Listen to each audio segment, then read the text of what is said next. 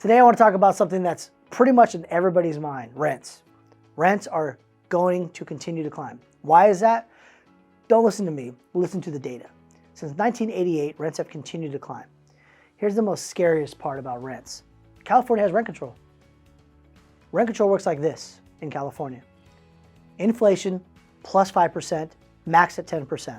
Well, listen guys, I'm pretty sure right now California's on a 10% increase next year. Now, some of you might have great landlords that don't want to raise your rents, but the reality of it is they have the opportunity to raise 10%.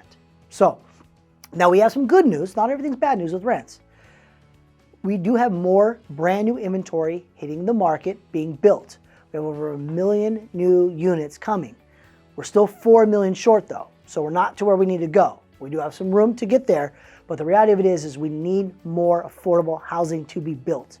The faster we get that, the better rent will be under control.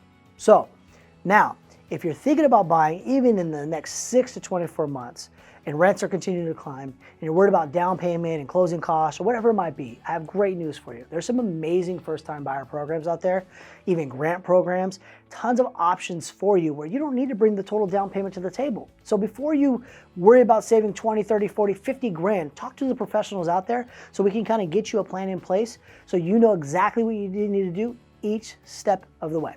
You have any questions on rents and on the market in 2023, like always, I'm always going to be here. Talk to you soon.